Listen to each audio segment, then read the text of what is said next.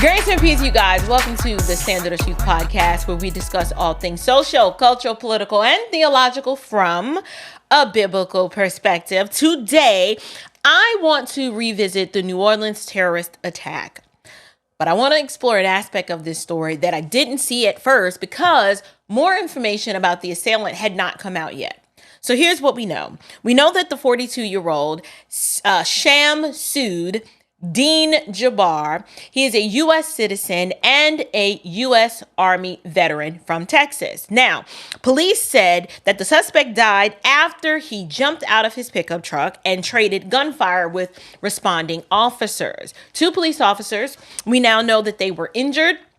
They're now in stable condition. Praise God for that. But the U.S. Army veteran who drove the pickup truck into a crowd of New Orleans partiers had posted videos to social media hours before the carnage, and he was saying that he was inspired by the Islamic State group ISIS, and he expressed a desire to kill. Now, the driver, we now know he killed 15 people as he steered around a police blockade and he slammed into revelers before being shot dead by police. But after digging a little more into this, I discovered another piece of information that really got my wheel spinning. So here's my disclaimer before I get into this content. The information I am about to share is not an excuse.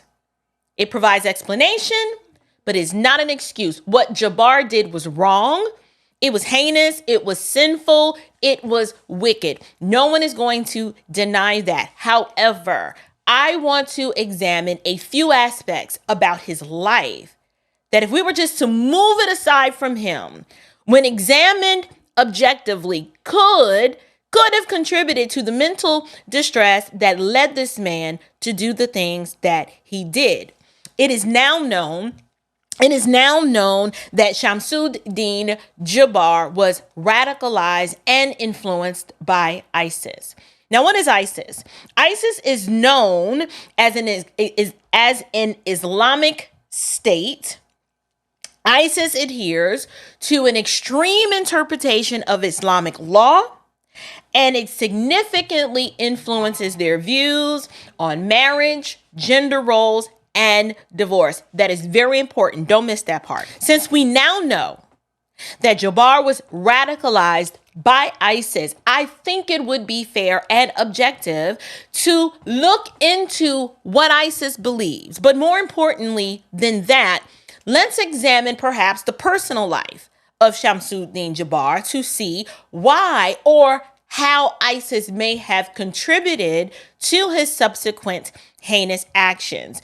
It is now known that the perpetrator of the New Orleans attack, he experienced significant personal challenges. Okay, we have multiple divorces, financial difficulties, which may have contributed to his radicalization and subsequent actions. Let me give you guys a little backstory into some history that gives you an idea of what we might be dealing with here. His marital history, it also includes heavy engagement with the child support system. So his first marriage, 2012, Jabbar's first wife, Nakidra Charles Jabbar, was granted custody of their two daughters, aged 8 and 3.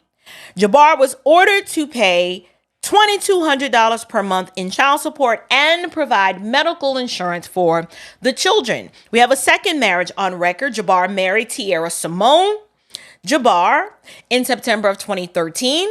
He filed for divorce in February of 2016 in DeKalb County, Georgia. That's right up the road to peace, citing that the marriage was irretrievably broken with no hope of reconciliation.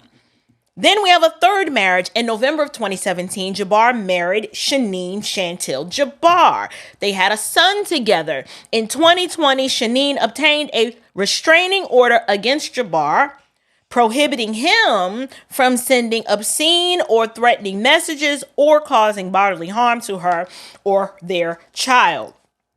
During their divorce proceedings, Jabbar claimed financial hardship, reporting $7,500 a month in income against nearly 9,000 in liabilities. He was ordered to pay an additional $1,353 per month in child support for their son.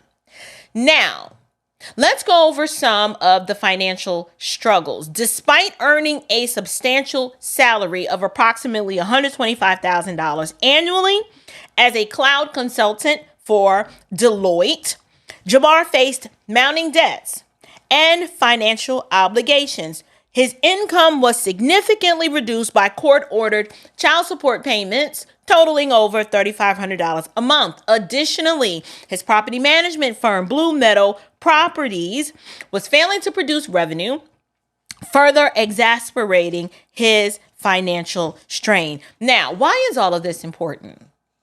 Well, the combination of multiple failed marriages, substantial child support obligations, and financial instability likely contributed to Jabbar's psychological distress. Such personal turmoil, it can cause a sense of desperation and vulnerability, potentially making individuals more susceptible to radical ideologies as they seek meaning or solutions to their perceived problems. Now, in Jabbar's case, these factors may have played a role in his radicalization and eventually led to his violent actions. Radicalized ideologies like those propagated by ISIS are expressly condemned for their violent, oppressive, and distorted interpretations of religion. However, it's important to examine why such ideologies may hold superficial appeal to individuals who are experiencing profound personal and societal disillusionment. That's just something to think about. Now, in Western societies, where the institution of marriage and family, I'm arguing it has often become trivialized. It is legally unbalanced, and some individuals might perceive a stricter, more traditional framework more appealing. However flawed, they may see that as a solution to their grievances. So a situation like ISIS and Sharia law and their views of marriage and family and divorce, I'm just saying, for someone like Jabbar, who faced the personal and financial consequences of multiple failed marriages, mounting child support obligations, and societal norms that may have perceived as been more favoring the women in his life at the expense of men, the ideology of ISIS might have seemed, at a first glance, to provide some sort of corrective for him. They have a very strict interpretation of Sharia law regarding marriage and divorce. And they have an emphasis on very defined gender roles and male authority. A lot of men want a system that offers clarity, control, and a sense of fairness, particularly in the context of his struggles, is what I'm saying. Now, speaking of personal struggles, you guys, I'm sure y'all have heard me complain as I navigate through my own personal challenges. Well, I started working with Magic Mind because they saw that I was struggling with mental performance, and I've just had a lot of demands on me lately. And so Magic Mind reached out and suggested that I try their mental performance shots to see if it would help. Now, I had tried Magic Mind in the past. However, based on their recommendation, I wanted to see what would happen if I were consistent with it. So one of the things that I have been doing lately is I have been drinking Magic Mind every day alongside my morning coffee because I have struggled with a lack of focus. And y'all, I had to do something. So what I did, I started drinking Magic Mind, and I am now on day 4. And listen, this little shot right here has been a serious game changer for me, my mental performance, and the ability to just get stuff done without that afternoon crash. It has really helped me just to keep my head in the game and to show up for all of these, I've got all these competing tasks that I'm required to get done each day. And so it's just really helped me out a lot. But to be clear, this is not an energy drink. I don't do energy drink. It doesn't even quite function that way. I drink this alongside my morning coffee because there's an ingredient in it called L-theanine. L-theanine, which basically it makes the effects of your coffee. It makes it like last all day. And so the part that really made me fall in love is the fact that right now I need to reduce stress.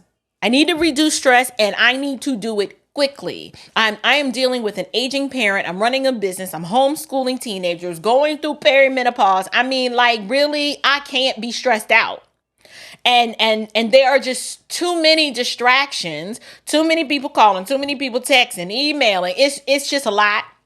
So this formula and the herbs inside of it, it gives me a sense of calmness, which is really what I need during this time of my life right now. So you guys, I have dropped a link in the description box below so that you too, I want you to be able to enjoy the benefits of this amazing mental performance shot.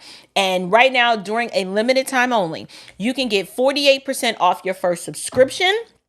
Or you can get 20% off a one-time purchase using code AprilC20 at checkout. So go ahead, claim yours at magicmind.com/AprilC. That's magicmind.com/AprilC.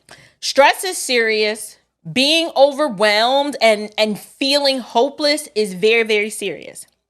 And so I articulated a brief history of what Jabbar has been going through the last few years. And I wanted to highlight those things, which are very common for men here in the West, and then culturally contrast it with the ideology and the worldview of the ideology of ISIS. Here in the West, marriage and divorce are often seen through a lens of individual autonomy, personal happiness. And all of this sometimes it trivializes the significance of marriage. Let's be honest. Women are not loyal like they used to be. Okay. They are not staying in their marriages until death because they are in the workplace now. The government has incentivized them to break up their home. So divorce is incredibly easy to get. You've got women are delaying marriage and motherhood in lieu of career. And so marriage in and of itself is not seen or viewed in the same light that it used to be viewed years ago. I would even argue that our government, it provides what I'd like to call a perverse incentive to women to break up their homes. I mean, a woman can literally take everything a man has and he just has to deal with it. She can wake up and decide one day that she is not happy and she can file for a divorce. And the court system is overwhelmingly swayed in the favor of women, particularly when it comes to custody and the children. And she can weaponize the police and say, I want him gone. And they just say, sir, there's nothing we can do. There's a restraining order. Now, mind you, they don't ever have to prove that you've done something wrong. They just do it. And you have no recourse oftentimes unless you're willing to invest a whole lot of money to attempt to defend yourself. In contrast, under Sharia law, as interpreted by groups like ISIS, marriage is framed as a contractual and religiously significant institution. It comes with very strict rules governing family roles and obligations. You don't just get to walk away. It's not easy to get a divorce under such a societal paradigm. And if you do, a lot of times the woman has to pay to get out. Now, to be clear, this does depend on the jurisdiction, but in many cases, if the woman initiates the divorce, that is where, she seeks a separation. She may have to forfeit her dowry or pay compensation to the husband, depending on the circumstances. These are just things in a part of my research that I noticed was significantly different than how things are done in the West. But Let's take a look at the financial and legal strain here in the West as it relates to divorce. Western family law often favors the custodial parent, which is typically the mother, which can lead to significant financial and emotional burdens for men. We have seen this in Jabbar's life. The child support systems, they can exasperate financial hardships. I can assure you there's a man watching this live stream right now who will raise his hand and say, amen. She is telling no lies. The child support systems can exacerbate financial hardships, particularly when individuals are faced with high obligations relative to their income or they're unable to meet their financial commitments. You have men who the amount of child support that they have to pay, the court system doesn't care if that man loses his job or if he has to take a pay cut or adjust his hours to now adjust his life to the fact that he's not together with the mom anymore. There's no grace. There's no mercy. They want that check and they want it on time, and they will penalize you by suspending your license, locking you up in jail. Mind you, I ain't never really heard of a female going to jail for not paying child support. I'm sure it happens, but a lot of times this situation is very, very unbalanced, right? I have seen child support ruin families, ruin the lives of men because they can never catch up. The women are merciless, like, I needs my money and I needs it now. And they're unwilling to work outside of the system to work out their differences. No. And a lot of it is not because this child has these needs and all of the money that's being collected is given to the child. No, that's not the case. A lot of times it's Boonquisha using money to get bundles and go on girls' trips, and the child is often left negligent. The West has been heavily influenced by feminism, which doesn't like the idea of defined gender roles. ISIS promotes a very rigid structure where men have authority over their families, and women, yes, they are confined to traditional domestic roles. They are wives and they are mothers. For someone who feels disenfranchised or oppressed by the perceived imbalance of Western systems, a societal structure like ISIS may look very appealing. I am not justifying what this man did. This is not a justification. This is an explanation in light of what's come out about what was going on in this man's personal life. Here's something else that I thought about as it relates to Jabbar. Let's look at some psychological vulnerabilities, right? Listen, divorce sucks. Okay, I don't care who you are and how much you hate your soon-to-be ex-spouse. The process in and of itself, divorce is emotionally taxing. A piece of you has died. The family is broken. If kids are involved, they are forever changed. It's nothing to celebrate. It is nothing to glorify. It's the breaking of a covenant that is supposed to be forever. And even for the most stone cold, I'm not in my feels kind of guy, marriage changes men. And for the types of men that go into marriages with the best of intentions, wanting it to work, thinking it's going to be forever, when they experience a divorce, it causes them to question their entire reality, and it rocks their world in ways that you never dreamed of. It does this for women too, but men who particularly, they care about their children and the idea of family and being together. It changes a man. They are defined by the fact that I am married and I have a family. It is very different from women who are like, oh, I have a husband and I have kids and I just love them.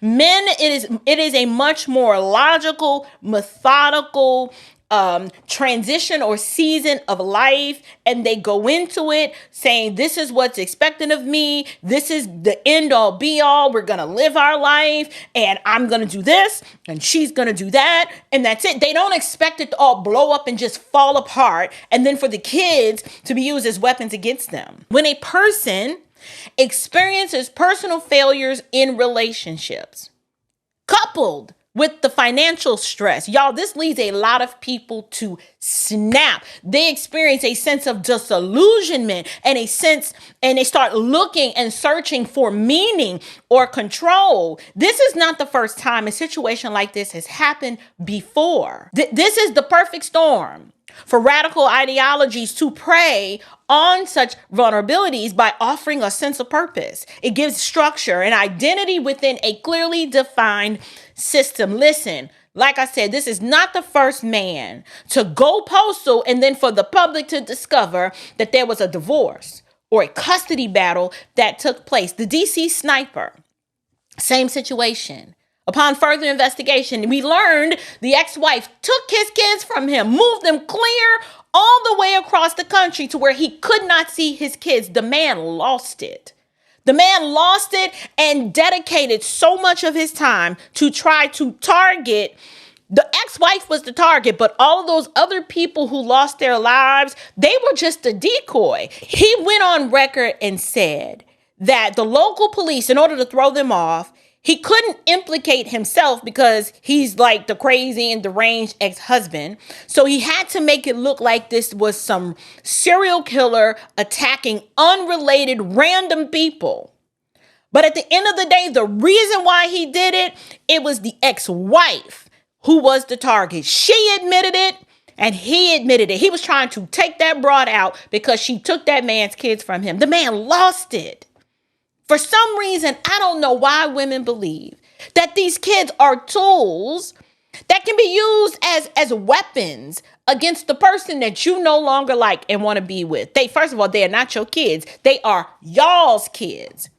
They are y'all's kids. Y'all used to be a family, and I understand things happen. People break up. Women these days, I'm not happy, or he's abusive, whatever. Listen, I'm not here to adjudicate the matter. The point I am making is that there was a time in this country where women, despite their personal happiness, would lay it aside because they understood the duty of keeping a family together, and they found other ways and search for personal happiness and fulfillment that necessarily wasn't tied to this man is making me happy, so that's why I'm staying. They were like, no, my children need the security and they need a strong foundation of an intact family together. And I will not hurt my children in this way. So therefore, I will sacrifice and I will stay for the sake of these kids. And I know modern feminism tells, you should never stay in a relationship that's no longer serving you for the sake of the kids. I mean, they just your kids. That's just your legacy. And then in the next breath, the same boss broads be wanting to talk about, I'm trying to build some generational wealth. How you building generational wealth? And you done set up and establish two separate homes because you broke up the home that you had and you want to go live over there. There is no generational wealth. You squandered it. You've squandered it. Whatever wealth that you would have acquired, that you would have acquired within the marriage, within the intact family, that you could have passed on, you've squandered it because now you got two separate households and you will never earn and generate enough money to pass on to the next generation because you're wasting it living these separate lives, never ever able to get ahead and to pass on anything. Why? Because one, you've modeled in front of your children that, well, since you wasn't happy, you went ahead and got a divorce. So it's not like they've seen the model like, oh, families stay together. Families work together. Families work and generate wealth and we keep it in the family and then we pass it on to the next generation. No, we don't get to see that. Well, why am I bringing all of this up? I'm bringing this up because I wanted to shed light, one, on our trash family court system, which I believe overwhelmingly is biased toward men. You ain't got to like it, but I said it. But also, I wanted to highlight the dangers of extremist solutions. The traditional values in marriage and family are overwhelmingly positive. And we know that, yes, children fare better and societies are far more healthier when marriages are intact and families are kept together. But the ideology of ISIS It distorts these principles into oppressive, authoritarian practices that are fundamentally incompatible with human rights and dignity. And then at the same time, here in the West, our family court system does the exact same thing, but in a different way. What do I mean? Many of these men, they are not truly given due process. I have seen it happen. I have male friends, family members, cousins, uncles, mentors, just associates, co-workers, where a woman can take out a restraining order on a man with no proof that he has posed a threat. He ain't even done nothing. She just does it because she can.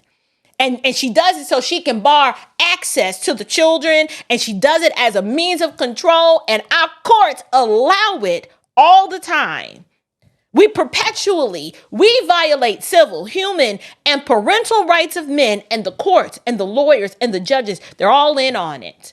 They'll extort you. Well, if you want this done, it's going to cost you, an additional $25,000, and then, well, if you want this done, we got to file this motion, and just keeps them in this perpetual cycle of litigation that for a vindictive woman, she like, oh, I could do this all day long. I ain't got nothing but time. Whereas a man who's like, I'm too busy out here. I got to get the bag. I have to provide. I have to figure out how to rebuild my life. I don't want to be caught up in no litigation. So most men are like, whatever, I don't care. Take it. The family court system is trash. How is it that a man can be obligated to pay more than he earns in child support? How is he supposed to take care of himself? How can you say you care about families when the man who now he's obligated to pay child support? Do not get me wrong. Yes, a man who does not provide for his own household is worse than a dog. But I'm talking about the imbalance of it all. How is he supposed to live? And then why is it the women never seem to care? Like, well, does he even have enough money to take care of himself? Like, do I really want the father of my child out on the street, homeless, sleeping in his car? These women don't give a darn. Long as they get their check on time every month, they don't care where he has to live and sleep. I have known men that because of this oppressive child support system, they are gainfully employed and work a job and will live in their car because they can't afford it. And they have a whole system of where they go to shower, how they change their clothes, how they show up to work and present the best version of themselves. But people don't know that they are sleeping in their car because they're like, this is the only thing I can do so that I can get ahead and climb up out of this hole and deficit that I am in, because it ain't but 24 hours in a day and I'm already working 2 jobs. There's no more hours. Can't manifest them, can't make them up. You just got to do what you got to do. Why is it that Shaniqua can use the money, the child support money, to get her hair and her nails done? She can use the money to get her hair and her nails done and then take him back to court to get more money. Are you surprised that men snap and end up unaliving some of these women? Or not only that, they become so disillusioned that the woman who caused the pain in their life, she's not even the target now. They're like, I don't give a darn. I'm hurting whoever I can because that's the kind of pain I'm in. I'm not excusing it. I'm explaining it. All of these men who have committed these crimes are absolutely going to be held accountable, and they should. But at the same token, it is essential. We have to differentiate between healthy societal traditions and then the manipulative extremist interpretations that are employed by groups like ISIS, but then the same manipulative and extreme laws and rules that take place here in the West that overwhelmingly favor women and cause and wreak havoc in the lives of men. I'm no ISIS sympathizer in the least bit. Trust me. I hold to a biblical view of marriage. I hold to a complementarian view of the family and relationships. Yes, I believe women should submit to their husbands as unto the Lord. And yes, I believe that men should love their wives as Christ loved the church and gave himself up for her. You should not be abused. Yes, I believe that. The Bible doesn't provide any provision for a man to be harsh and abusive toward his wife. But we have to have a conversation about how women do not value marriage and family, and they will burn the whole thing down for their own personal happiness with no regard to how it's going to affect the children, the grandchildren, your community standing. They don't care. It's just like, well, I got to go get happy. We have to address the frustrations and the inequities in Western family systems so that we don't continue to see men going postal and turning into terrorists that harm people who didn't have nothing to do with this situation. ISIS was appealing to Jabbar. Yes, it's a religion of falsehood and disillusionment, in my opinion. But the way the family court system in the West allows women to utterly destroy lives, it's just as disgusting.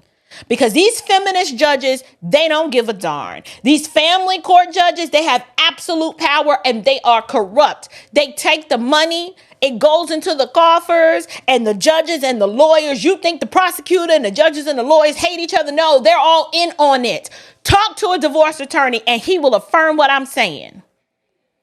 These incredibly liberal judges, a lot which are female, the man has no recourse. And the lives of men are being destroyed and men are killing, unaliving people, innocent ones, as a result, because they have not figured out how to manage the misery that has now been placed in their lives. When you have an unjust system, this is the result. Keep taking the kids. Keep taking the man's property. Making a man work 2 and 3 jobs, all for Shaniqua to go get a hair and a nails done while he's just trying to survive. Keep taking the kids, taking their property, making them work 2 and 3 jobs, all for Shaniqua to go and get her hair and her nails done while he's working himself to death. She's staying in a house that he has to pay for. He can't say anything about it. Y'all, I have seen these women weaponize police against men. And what do men do? Most men, if they don't have the light of Christ in their heart and they've been made alive in Christ Jesus, most men just check out. They are fighting their flesh to say, just the hell with it all. I'm done. And they check out, causing more harm and distress to the children, who ultimately have to bear the burden of the fact that now daddy just done clocked out because mama, she's in a ratchet tank and can't manage her misery. The weight of that kind of trauma can drive a man to do a lot of uncharacteristic things. Co-parenting is not ideal. Yes, some people can do it and they learn to figure it out, but ideally, no man wants to deal with that. Kids don't enjoy being shuffled from one house to the next. Co-parenting a child and that child handoff is traumatic. It is. Let me explain. Imagine pulling up to a house. You used to live here, that you are obligated sometimes to pay for, but you can't live there. You know how that feels? Or you're obligated to go to this house to pick up your kids from a home where you used to live, a place where it is permanently etched and cemented in your mind as the place where life was intact.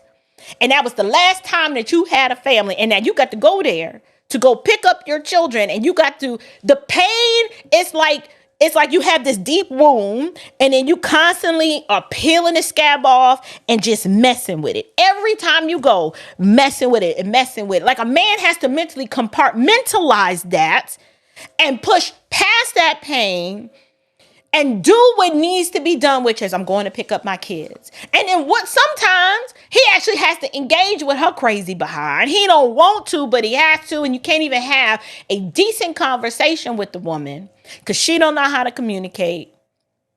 And then you retaliate because now you're mad. It's a mess. I don't think these women think about these things. They think, oh, we're going to love our children and we're going to parent them, the best that we can. But they don't think about the actual implications of what a broken home is actually going to look like and the practical way that you're going to live that out. They don't think about it. They use the power of having the children and they exert it over the man, and power corrupts. Absolute power corrupts absolutely. Some of these women refuse to be adults. And hear me clearly. I know a lot of my female audience is like, you don't know what I had to deal with my baby daddy and my ex-husband, and he's unreasonable and he's this and he's that. Listen, I get that. Those are lots of those situations. But until I find a woman, until we have a series of women unaliving their ex-husbands, killing all the kids, and then inflicting this kind of misery on whole communities because they've been radicalized by some religion that puts women in charge, then we can have that conversation. But right now, that ain't the conversation we're having. The conversation we're having right now is how these orangutans who can't manage their misery and use the Western family court system, they use it to their advantage, and it's causing societal havoc. And since these women, they can't manage their misery, some of them, they refuse to communicate. They refuse to be an adult. They use the children at pawns. Listen, I'm from a broken home. My parents divorced when I was 4 years old. And the one thing I always give my mother credit for is she didn't want to be that kind of chick that want to use me to be like, you ain't never gonna see her. You know, what happened between them happened between him. But my mother always prioritized. Have you called your father? You know, today's his birthday. Did you call him? Did you say Merry Christmas? Did you see when he wanted to come get you? She always prioritized that no matter what, she deserves a relationship with her father because that is her father. That is her father. What is wrong with you talking crazy, regardless of how you feel about that child's father in front of the child? Go manage your misery. Learn to communicate. Learn to be an adult. Stop using the children as pawns. Many of us females, we don't know what this man was going through. I am not a terrorist sympathizer. I don't like ISIS. I think it's a false religious system. It provides no hope. It is void of the light of Christ because it has a false God. I affirm all of that. There's no excuse to plow through a crowd of people. However, when I heard a bit about this man's story, a bit about his background, I realized and I said, hey, we've seen this before. How many other stories have come out where a man does something crazy like this, and it's not in the too distant past where a divorce or a custody battle was present? We've seen it before. But listen, y'all, I'm curious to know what you guys think. I really am. I know this is a unique take on a story like this, but I just believe it's important for us to explore a possible motive, right? And to be honest, what I have outlined here is not too far-fetched. I am a big proponent of traditional families, and I can see how divorce and child support sends a man over the edge. And maybe what I'm saying is just anecdotal. Maybe I just know too many men who've gone through this, and I'm pulling on personal experience from what I've known and observed and seen in the world, but I'm just saying. We've seen this happen. And this is why I wanted to talk about and highlight it. But this is why getting a handle on stress and your mental state is very important. Listen, Jabbar clung to a false religion that radicalized him to commit a heinous crime. And I know men who, apart from Christ restraining them and healing them of the hurt of the divorce, they too could have done the very same things. But what do you guys think? What do you guys think? Leave me let's talk about this in the comments below. And also, if you're like me and managing stress is a priority to you guys, don't forget, go and grab you some Magic Mind and incorporate it into your daily regimen. I am on day 4, feeling amazing. I'm telling you, you won't be disappointed. So don't forget to check out the link in the description box below, and you can go ahead and grab your 48% off discount off your first subscription, which would be something like this, or a 20% off discount for a one-time purchase using my code AprilC20 at checkout. You can claim it at magicmind.com/AprilC. Until next time, you guys, grace and peace.